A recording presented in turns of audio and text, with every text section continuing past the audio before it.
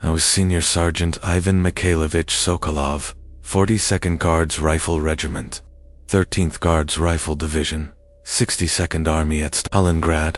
My night watch post sat beside the floodlights along the factory line, cutting the rubble into hard white and deep black. They said an old Volga woman walked in the black, counting the men who wouldn't live to see the river thaw. Last winter they put new floodlights in the courtyard of this block. Big white rectangles on metal poles, bolted into the cracked concrete between the rusted swings and the broken sandbox. They come on at 6 in the evening, all at once, with that hard electric snap. And the yard turns into a flat white stage, with black shadows cut sharp against the snow. From this 8th floor window, I see everything. Benches, dumpsters, parked ladas, the small figures of children during the day. At night, it is just the emptiness and the light and the shadows. Tonight the lights come on, and there are men already standing down there. 4 of them, maybe 5. Spread along the edge of the light, exactly the way we used to space ourselves on the factory wall, just out of reach of the Volga fog. I tell myself they are neighbors, night workers. Anyone but the ones I saw last on that line when I decided not to shout. Coats down to their knees, shoulders hunched, heads bare in the cold. They stand between the swing set and the sandbox like they have been there all day, waiting for the light. My hand stops halfway to the curtain. The oxygen tube tugs against my nose. The radiator hisses behind me. On the table by my elbow, the chipped mug still smells of weak tea and cheap sugar. The men do not move. A kid shouts in the stairwell. A door slams 2 floors down. Somewhere a TV laughs. The courtyard stays silent. Wind moves the plastic bags around the garbage cans, but it does not move their coats. I lean closer to the glass. Their faces are wrong. The floodlights catch them full on. White glares straight into their features, and there is nothing there. No eyes, no mouths. Just pale ovals of skin, smooth and flat, like someone forgot to finish them. I blink. The glass fogs under my breath. When I wipe it with the side of my hand, the courtyard is empty. Only the swings, the dumpsters, the painted concrete bare with half its head missing. No tracks in the new snow where the men were standing. The radiator clicks. The oxygen tube hisses softly.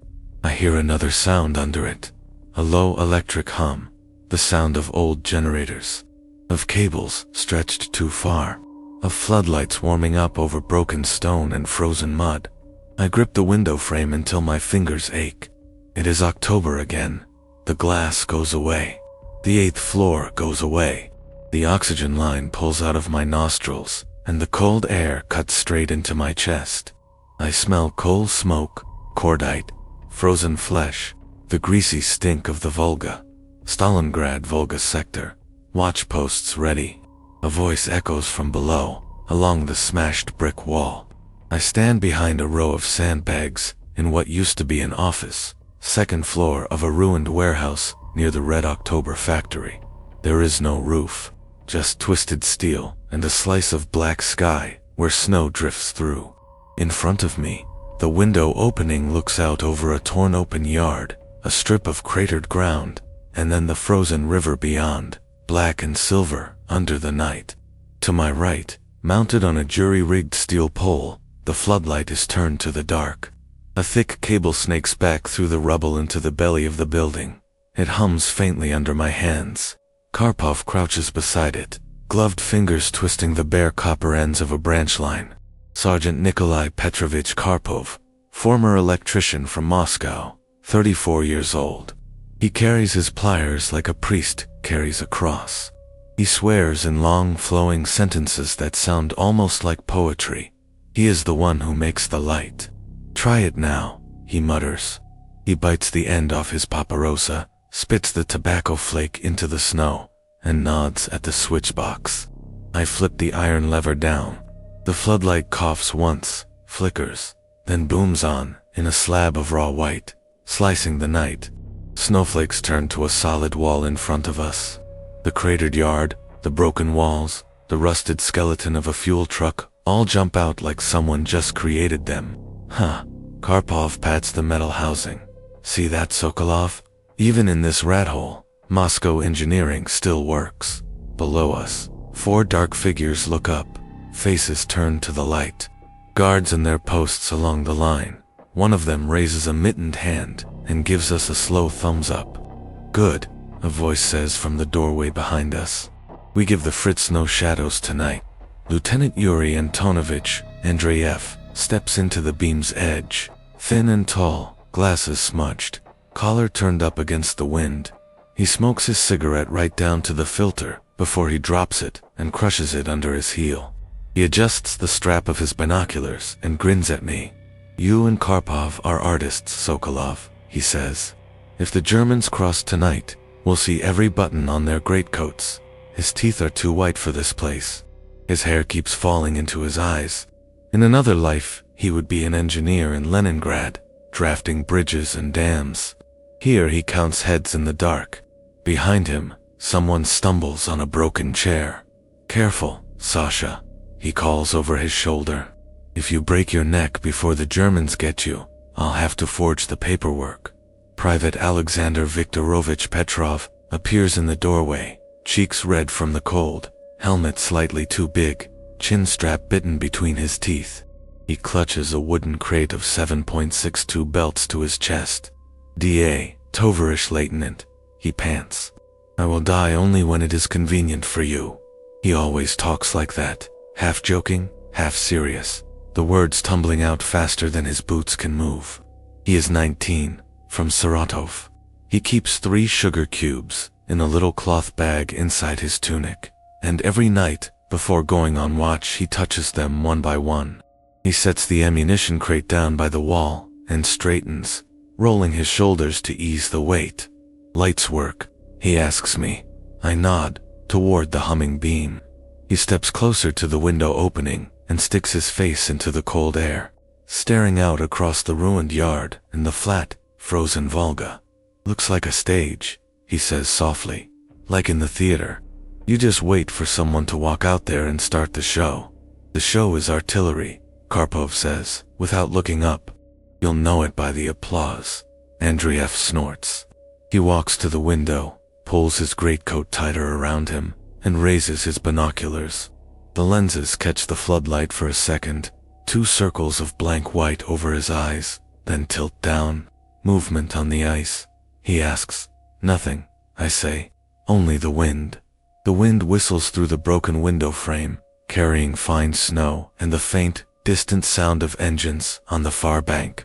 Somewhere out there, trucks grind and clatter. Somewhere beyond them, more floodlights cut the sky. I hear a different sound under the wind. Faint, too faint for the others. A low, slow murmur, like many mouths moving together, just under the edge of hearing. I swallow. My throat feels raw from the cold. Zeneda said to keep your heads down when the light is on, Sasha says suddenly. Andreev lowers the binoculars. Who? The old woman in the basement, Sasha says. In the house by the corner, where we keep the extra medical crates. She said, the night watch doesn't like light. Karpov laughs once, short and hard. Zenata Ivanovna is older than the city, he says. She remembers when it was Tsaritsyn. She remembers when the whites and reds shot each other on that same riverbank. She remembers too much. Andreev flicks ash out the window. What night watch? He asks. Sasha rubs his gloved hands together. She called them bezlikie, he says. The faceless men shot at night on the riverbank with floodlights on them so the officers could see their eyes. Convicts, enemies, deserters. They buried them in shallow pits, or not at all. And now, when you shine the hunting lights, they come to see who is looking at them. He steps back from the beam as he speaks, just half a pace, until his boots are out of the direct glare. Karpov snorts. And what do? These faceless men? He asks. Pull your toes at night. Steal your vodka. They take your face, Sasha says. He says it too quickly, and his breath shivers in the air. Andreev looks at him with one eyebrow raised. Sasha shrugs, embarrassed. She said if you stare at them too long in the light, he mumbles, they remember how it felt. standing there on the riverbank with all the officers looking, so they come closer and take your face so you can stand where they stood. That's all, Karpov repeats. Very comforting. He wipes his nose on the back of his glove and turns back to the wiring. Andreev looks through the binoculars again. Just do your job, he says quietly. Watch the river, watch the yard. If you see anything without a face, shoot it, and then we will argue about folklore. Snow drifts in through the window and melts on the metal of the floodlight housing. The hum of the filament settles into my bones. Later that night, when the orders come down to extend the watch until dawn, I think about Zenaida Ivanovna. We were down in her basement that afternoon, Karpov and I, tracing the old house wiring to see if we could steal a few more meters of cable. She sat on an overturned crate with a gray shawl over her head, hands folded over a battered icon whose faces had been scraped off by some careful knife long ago. Take what you need, she said. The house is already dead. Her voice was dry, like kindling. She watched us pull the faded cloth from the walls, watched the dust fall, watched the plaster crack. Where did the faces go? I asked, nodding at the icon as I yanked a nail out of the timber. She stroked the blank gold where the saint's eyes should be. They walked away, she said. The way men walk from a firing line when the bullets pass through. Karpov rolled his eyes behind her back. Later, when we carried the cable out into the street, she followed us to the doorway and pointed a trembling finger at the river. At night, now it is not the Germans you must watch, she said. The ones with faces can be killed. It is the ones who forgot theirs that stand still and watch you. She gave me a little bundle wrapped in cloth. Inside there was a small piece of mirror, cracked down the middle. Keep this in your pocket, she said. If you hear them whispering, you look at yourself. If you still see your own eyes, you are safe. Karpov waited until we turned the corner and then laughed and laughed. Now, in the ruins above the river, with the floodlight humming and the snow turning to steam in its path, I keep that piece of mirror in the inside pocket of my tunic, next to my skin. I tell myself it is just to humor an old woman. Change of watch, Andreev says. He claps a hand on my shoulder. 2 hours, Sokolov, he says. Then you and Sasha can sleep. He leaves with Karpov, boots crunching on broken plaster. Sasha and I are alone in the office. The beam stretches out into the night. At first it is nothing but snow and twisted metal. Then something moves. Sokolov, Sasha whispers. On the river, he leans forward, fingertips digging into the sandbag wall. I follow his gaze. On the ice, just beyond the beam's outer edge, 3 dark shapes stand in a row. They look like men in winter greatcoats, facing us. The floodlight doesn't quite reach them. Their coats are gray shadows against the black river. Their heads are small, round smudges on top of their collars. Germans, Sasha breathes. I shake my head. They would be crawling, I say. Not just standing. He bites his lip. Snow falls in a slanted curtain between us and the figures. The wind picks up, sending little devils of powder across the ice. The 3 shapes do not move. Maybe they're ours, Sasha says. Patrol caught out on the ice. He cups his hands to his mouth. Hey, he calls, voice cracking. Hey, who's there? The shapes do not answer. I feel the hairs on the back of my neck prickle. Turn the light a little, Sasha says. Just a little, Sokolov. We can see them proper then. The lever is under my hand. I hesitate. The beam is set to watch the yard and the approaches to the building. We are not supposed to swing it out over the open river unless we see movement close. Sasha looks at me, eyes wide. They'll freeze out there, he says. If they're ours. I push the lever.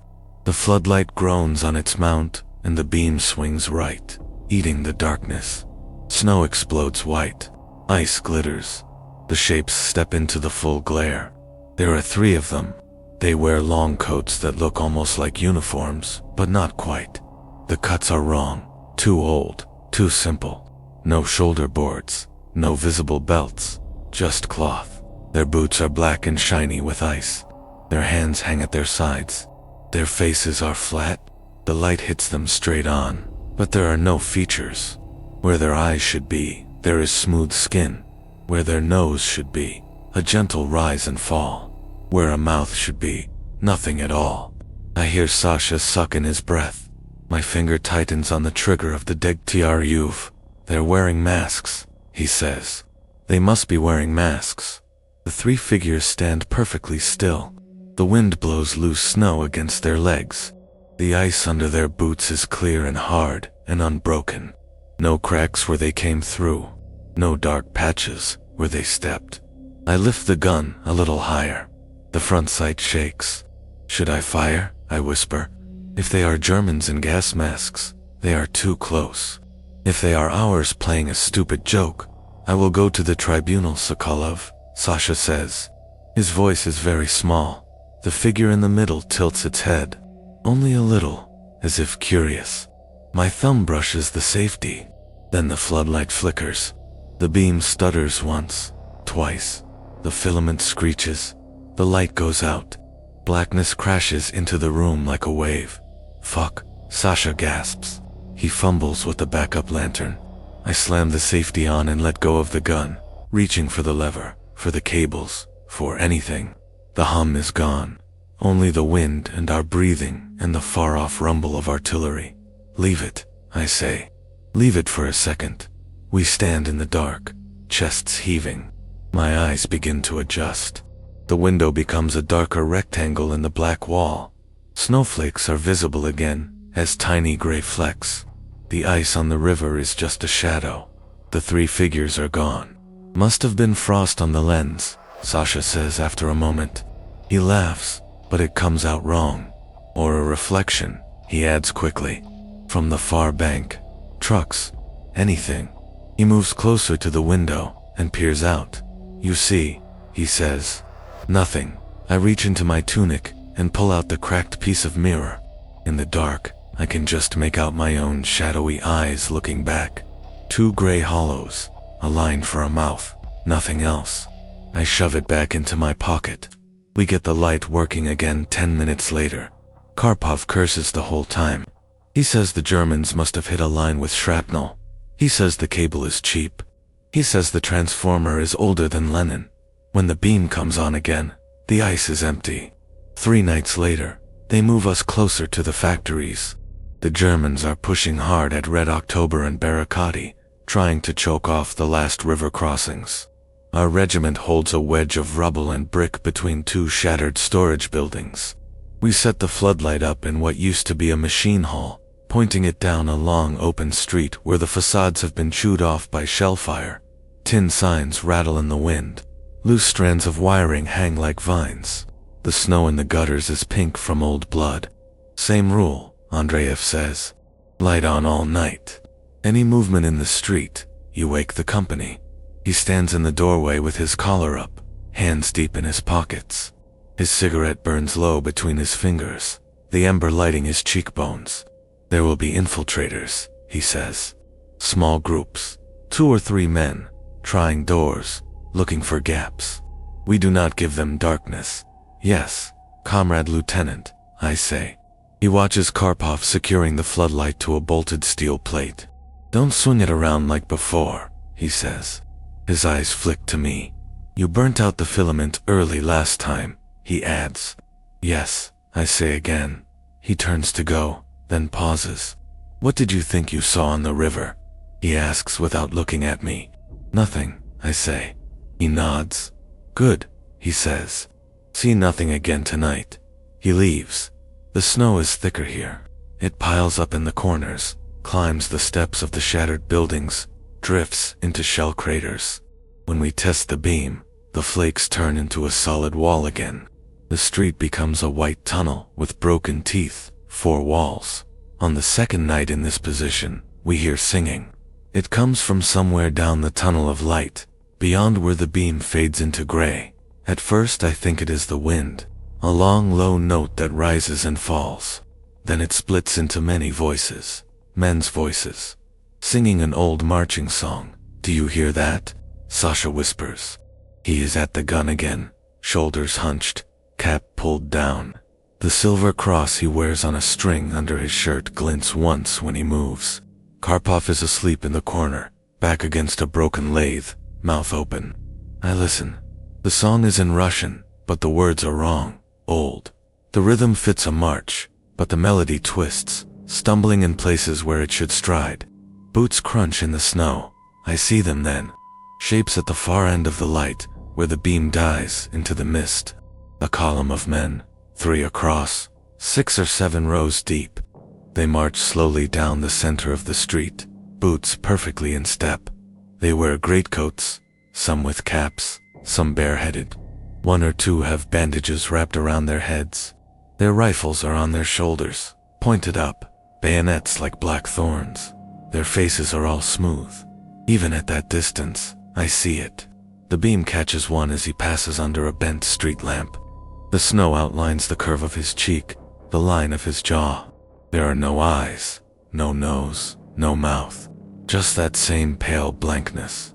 The whole column is the same. They march toward us. My hands are frozen around the grips. Fire, Sasha whispers. We have to fire. I can barely breathe. My finger curls on the trigger. The muzzle sweeps left to right, catching the leading row. I squeeze. The gun chatters. Yellow tracers stitch the snow. They pass through the front rank without effect. There is no impact, no spray, no jerk of bodies. The figures keep walking. Raise it, Sasha hisses. You're hitting too low. He grabs the barrel and jerks it up. The tracers walk across their chests, their necks, their blank faces. Nothing. I hear only the gun, the clatter of shells, the echo bouncing between dead walls. The song continues. The column does not speed up, does not slow down. Boots in the snow, rifles on shoulders, faceless heads tilted just slightly toward the floodlight. They are maybe 50 meters away now, 40, 30. Wake them, I shout. Wake everyone. Sasha drops the barrel and sprints to the door, yelling down the hallway. Alarm! Get up! Movement in the street. I keep firing. The barrel glows faintly. The column keeps coming. Then someone hits the main power in the building. Maybe a shell clips a line. Maybe a panicking man slams the wrong switch. The hum jumps in my teeth. The floodlight explodes with a crack like a rifle shot. Darkness swallows the street. My finger keeps pulling an empty trigger. The gun clicks on dead metal. All I see are after images. The rows of faceless heads burned into my eyes, marching straight toward me in green and white. Men shout in the hall. Boots slap on stairs. Someone knocks over a crate. Karpov lurches to his feet, blinking, one hand reaching for his pliers like he's under a broken tram line instead of a war. What happened? He demands. What happened to my light? Power's out. Someone yells from the lower level. Generator hit. I drag the spare flare pistol from the crate. My hands shake. I push past the stunned shadows in the doorway, out into the corridor, down the twisted stairs, and out through the blasted front wall, into the open air. Snow slaps my face. The street in front of the building is black, except for the red tongue of artillery fire somewhere far off. I flip the flare gun up, jam a cartridge in, and fire. The flare hisses into the sky. It bursts above us in harsh white light. The street snaps into view. Brick piles, shattered cars, telephone poles leaning at insane angles. No column, no footprints. Just 3 shallow lines in the snow where my tracers chewed the road surface. Sasha stands beside me in the open, chest heaving, eyes searching the buildings. Around us, half-dressed men pile into firing positions, shouting, swearing, adjusting belts. What the hell? Someone demands. You woke the whole company for this. I walk forward. My boots crush my own cartridge casings under the window. Beyond that, the snow is untouched. Maybe they were further down, Sasha says. His voice trembles. Maybe, I say. The flare burns out. Darkness drops like a curtain. Later, back in the machine hall, Karpov fixes the power. He curses the whole time, hands deep in a tangle of wires, blackened thumbs working the connectors like he's strangling them. The floodlight comes back on, a little weaker now. The beam stretches along the street again. The snow looks smooth and innocent. Andreev comes up the stairs, helmet askew, scarf dangling. He rests his hands on his hips and looks at me. "Well," he says, "did you repel the faceless ghosts?" No one told him what we saw. He picked the words out of the air. I do not answer. He sighs and rubs his forehead. "Listen," he says, "there are German infiltration units out there, scouts, assault groups. If you wake the whole regiment every time you see your own shadow, you will cry wolf once too often." He taps the floodlight housing with his knuckles. "This is a tool," he says. "Electricity and glass, not a magic lantern. Treat it like a tool." He looks out the window, into the beam. His face is turned away from me. For a second, the light washes the features from his profile, and all I see is a pale oval on a black uniform. My stomach tightens. That night, he volunteers to sit the watch with us. "Just for an hour," he says, dragging a crate over to the sandbags. "If the Germans come, I want to see the look on their faces." He laughs and then sits, resting the rifle across his knees. He takes a photograph out of his breast pocket and looks at it in the light. A woman with dark hair and a little girl with a ribbon in her hair, standing by a river in summer. He touches the edges with his thumb. Sasha pretends not to look. The snow falls. The floodlight hums. Somewhere far away, a Katusha battery sings its wild, rising howl. For 40 minutes, nothing moves in the street. Then the siren goes off. Not ours. The German air raid siren. That rising mechanical wail that gets under your skin even when it's your own side. "Bombers," Karpov says from the corner. "Listen, engines, deep and steady, approach from the west." The floodlight beam looks suddenly fragile, a narrow rib of brightness waiting to be shattered. "Power off," Andreev snaps. Now, we kill the light. The building becomes a hole.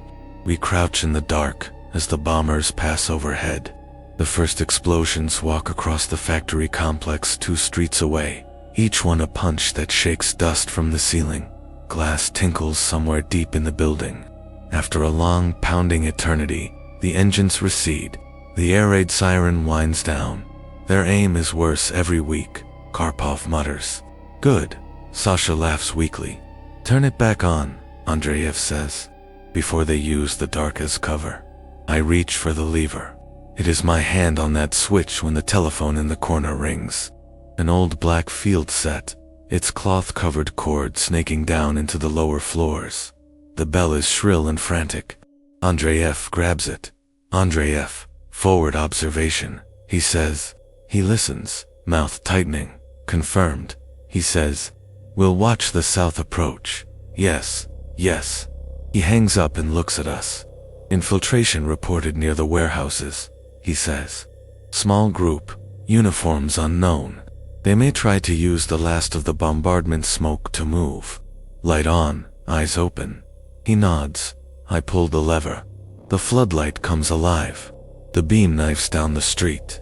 The smoke from the distant impacts hangs low, turned to glowing white fog at the far end of the tunnel. Shadows move in it.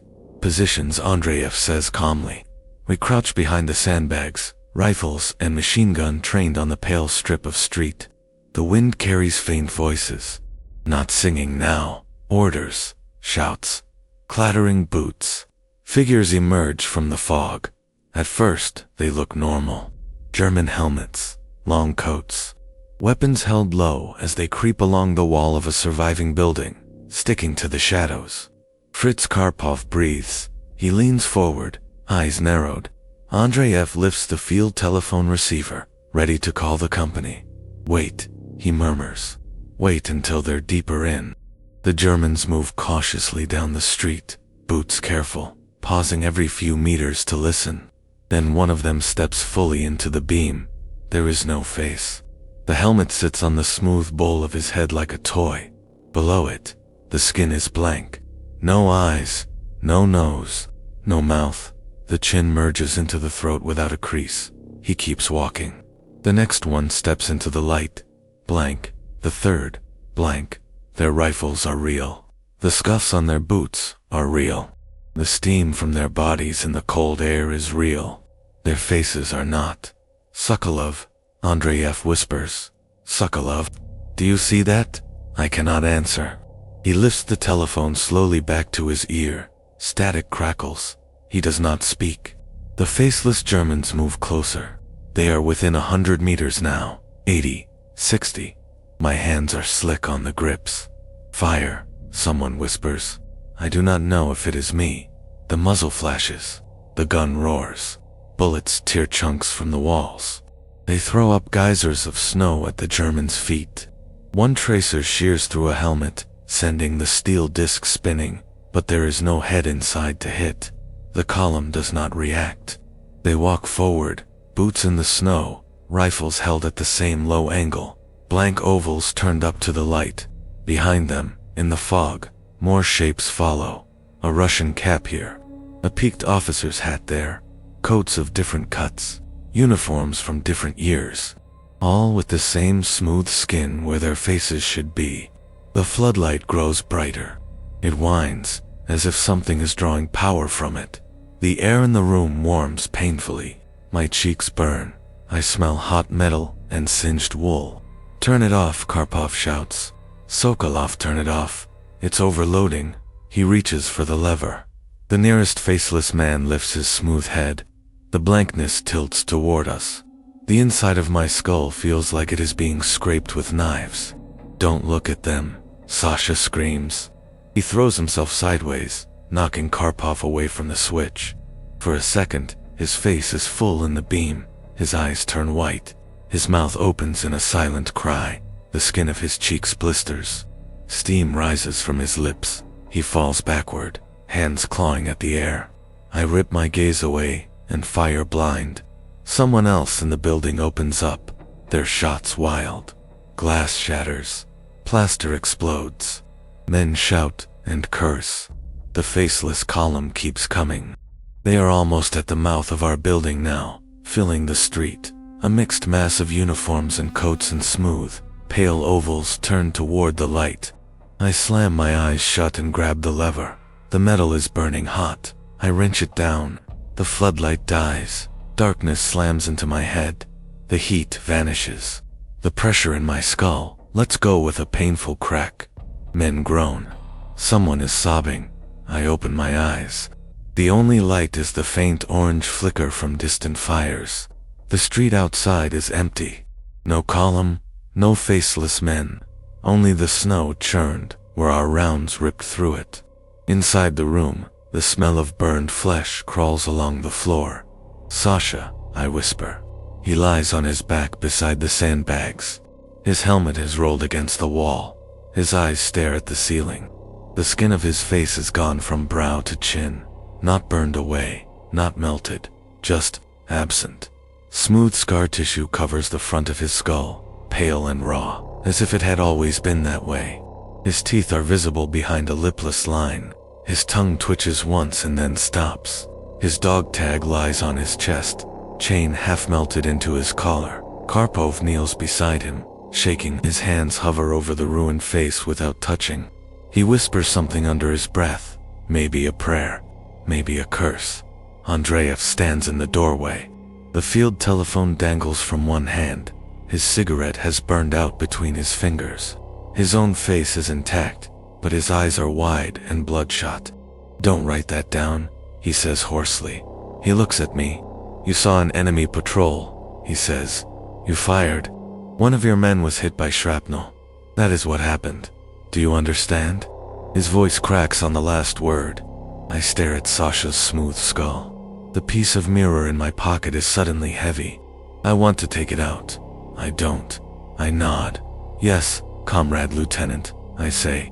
We carry Sasha down to the aid station under what's left of a warehouse. The medic peels back what's left of his collar and looks at the wound. He frowns. What the hell did you hit him with? He demands. An iron bomb fragment, Karpov says stiffly. The medic snorts. I've seen bomb fragments, he says.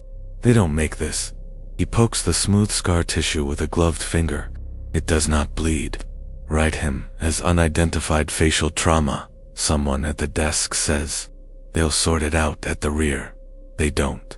2 days later, when I go to the little room where they lay out the dead before sending them across the river, I see a sheet over a body with a tag at the foot. Petrov, Alexander Viktorovich, age 19. The sheet is drawn up to the chin. The face is blank. A priest in a worn cassock traces a cross in the air over the body. He does not look at the face. I turn away.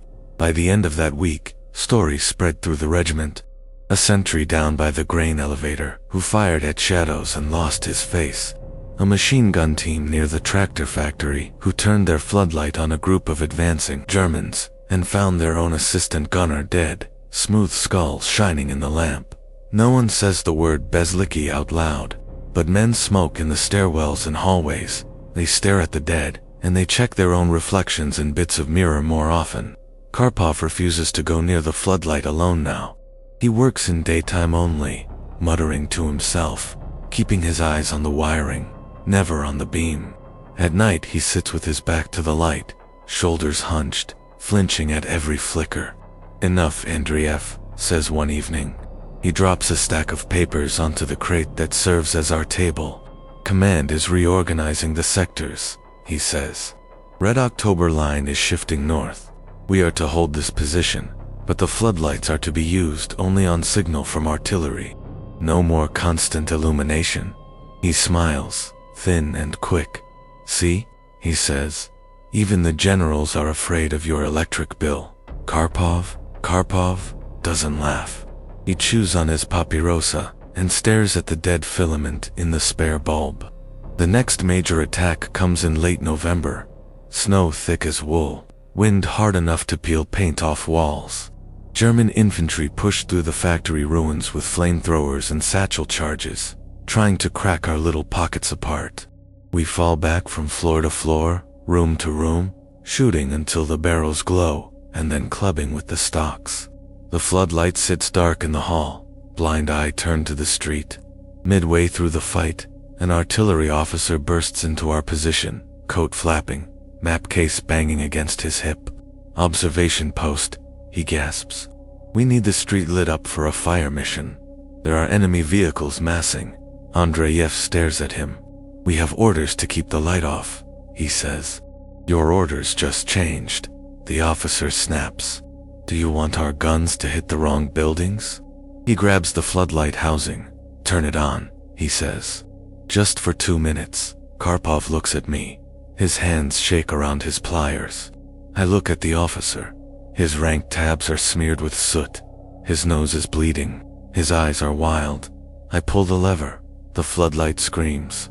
The beam lances out into the storm. Snow explodes white. The officer scuttles to the window and raises his field glasses. "There," he mutters. "There, you see? Markers on the right. Trucks on the left. Bunch them in the road, you bastards. Bunch them." He calls into his handset, shouting corrections to the battery. I see them too. German half-tracks jammed up in the street, engines revving, men clinging to the sides. They squint against the light, hands raised, helmets shining. In the middle of the line, between two vehicles, stands a group of shapes that are not German. They do not carry weapons. They do not wear helmets. They wear coats of different cuts. Some old imperial, some peasant, some uniforms I do not recognize at all. Their heads are bare, their faces are smooth. The Germans do not see them. The shapes stand in the middle of the jam, blank ovals turned up to the light, waiting. Fire for effect. The officer yells. The first salvo lands short. Shells howl down and burst in a row, just in front of the street, throwing up geysers of earth and brick. The faceless shapes do not move. The second salvo walks up the road. Half a dozen shells land among the vehicles. Metal bends, fire blossoms. Men are thrown into the air. Screams and the shriek of tortured steel fill the street. In the middle of it all, the smooth-faced figures stand untouched. Smoke and flame lick around their legs. Their blank skin glows orange in the light. Beautiful. The officer breathes. He does not see them. None of the others do. Their eyes slide past, fixing on the burning trucks, the fleeing Germans, the falling snow. Only I and Karpov stand there, frozen, watching the impossible. One of the faceless men turns his head, as if sensing our gaze through the beam. The feeling of knives returns to my skull. The officer slaps my shoulder. "Good work," he says. "Hold it for another minute." He runs out, back down the stairs to his batteries. I cannot move. The faceless ones begin to walk. They step slowly through the wreckage, weaving between burning vehicles, bending over bodies, pausing and then moving on. Where they stand, men stop screaming. Steam rises in curls. Sokolov, Karpov whispers, "Shut it off." His voice is almost gone. "I can't," I say. My hand is clenched around the lever. It has become part of my bones. Below us, in the ground floor of the building, our wounded lie in rows on stretchers and blankets. I hear their moans through the floorboards. One of the faceless figures lifts its smooth head and looks directly at our building. It starts walking toward us. The others follow. They do not hurry. They do not need to. They pass through a collapsed wall without disturbing a brick. They step over a dying German without looking down. Their blank ovals drink the light. Sokolov, Karpov says again. He reaches for the switch. He grabs my wrist and yanks it down. The floodlight dies with a pop. The hum stops. The pressure vanishes. We stand in the dark, gasping. From below, a single scream rises, high and thin, then stops halfway. I bolt for the stairs. Men stumble out of my way. The smell hits me first when I reach the ground floor. Not cordite, not smoke, cooked meat. The stretcher nearest the door holds one of our mortar men, a boy from Omsk, with a tattoo of a horse on his wrist. His legs are bandaged, his chest is bare to the ribs, his face is gone. The flesh from forehead to chin is smooth, pale, featureless. The nurse beside him clutches a blood-soaked pad to where his jaw should be, but there is nothing to hold. What is this?" she stammers. Her hands are shaking so hard she can barely keep the pad in place. Other bodies in the room begin to move, not their own movements. Something crawls under their skin, pulling tight, smoothing, erasing. Men still alive clutch at their cheeks, at their eyes, at their lips. Their fingers slide on slick, flattening flesh. It does not help. I stumble back up the stairs. I do not remember climbing. Later, after the attack, after the artillery has cooled, after the wounded have been carried out, one by one, wrapped in stained sheets that hide their heads, we sit at a rough table in a corner of the machine hall. Andreev writes the report. His pen scratches on the paper, ink freezing in little spiders where his hand trembles. "Enemy attack repulsed," he writes. "Estimated 5 vehicles destroyed. Casualties." He pauses. He looks at me. "4 dead in the aid station," he says. 2 from artillery, 2 from..." He cannot finish. "What do I put?" he asks. His eyes are red. "Put unknown cause," I say. "Unknown," he repeats. He writes it down.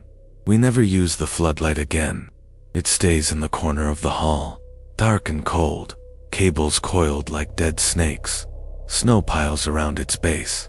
When the encirclement closes and the Germans begin to starve, the street outside fills with bodies, but the light stays off. Then the battle is over. We march through a city that smells of ash and thawing meat. We cross the river one last time on a pontoon bridge, carrying our weapons and our dead.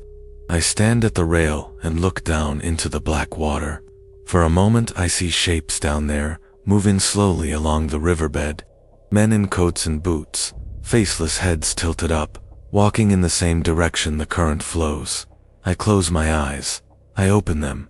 The water is empty. Years pass. Cities change their names. Regiments are disbanded. Men marry, have children, grow old, or drink themselves into the dirt before they can. One get a small apartment on the 8th floor of a block in Volgograd. The Volga is still there. On some nights, when the wind is right, I can hear it from my bed, whispering against the embankment. The floodlights in the courtyard hum into life each evening.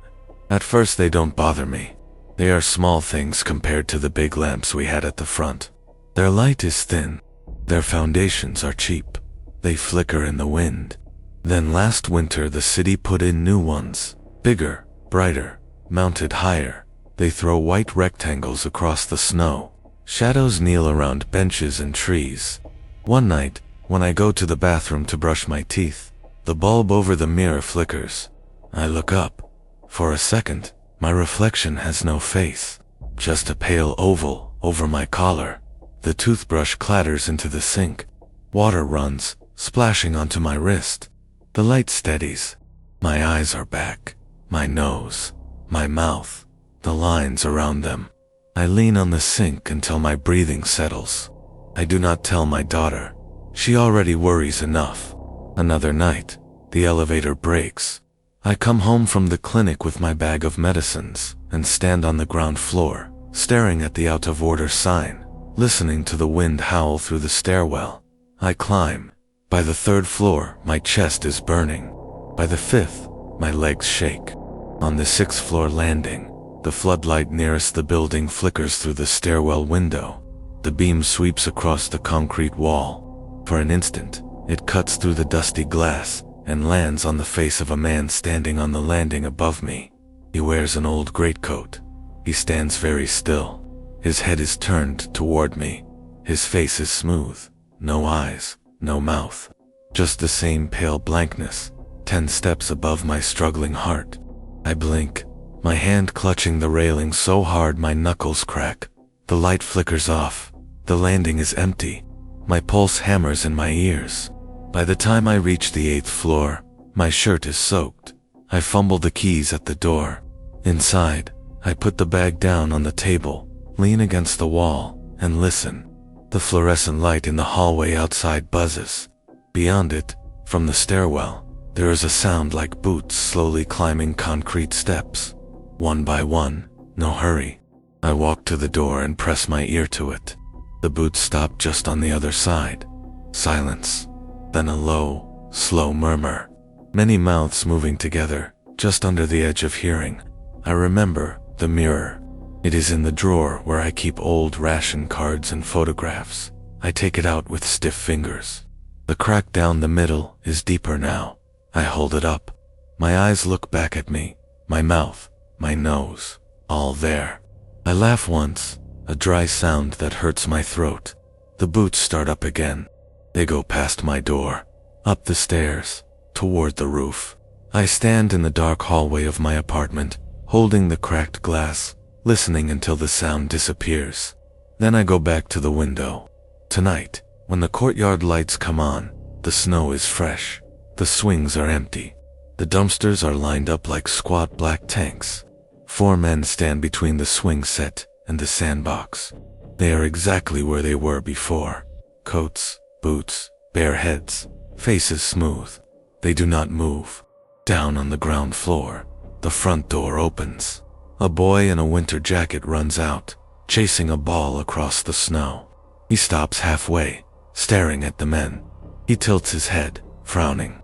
Then he looks up, straight at my window, as if he can feel me watching. He waves, not at me, at the air around me, behind me. I do not turn. I keep my eyes on the courtyard. The boy bends, picks up his ball, and runs back inside. The 4 faceless men lift their heads. Their smooth ovals tilt toward the 8th floor window. The pressure in my skull returns, sharper than before. The radiator hisses. The oxygen tube scratches my nose. I raise the mirror and hold it beside the glass. For a heartbeat, the reflection is empty. No eyes, no mouth, just a pale oval under thinning hair. The mirror cracks all the way through. The piece with my face slides off and shatters on the floor. Outside, the floodlights buzz. Snow falls. The 4 men do not move. I step back from the window. My knees are weak. I go to the table and sit down. On the table there is a small tape recorder my grandson left here once, with a red button for record and a black one for play. He showed me how to use it. Just press the red one, Dadushka, he said. Tell me stories. I'll listen later. I reach out and press the red button. The machine clicks. The little wheel begins to turn. If you're listening to this, I say, don't go outside when the lights are on. My voice sounds old and thin in the room. Don't stare into the floodlights, I say. Not here, not on the river, not anywhere the ground has drunk too much blood. I look toward the window. Shadows move along the wall beside it. They look like men in coats, standing shoulder to shoulder, waiting. If you want more stories, I say, the kind that follow you into the dark and stand at the edge of your bed when the lights go out, you can stay and listen. I press my hand against the table to stop it from shaking. Just remember the names, I say softly. 13th Guards Rifle Division, 42nd Guards Rifle Regiment, Alexander Viktorovich Petrov, Sergeant Nikolai Petrovich Karpov, Lieutenant Yuri Antonovich Andreyev, the ones who kept watch when the floodlights lit up men without faces. The tape whirs. Outside, in the courtyard, the 4 men raise their smooth heads to the window. I take a breath, and I keep talking.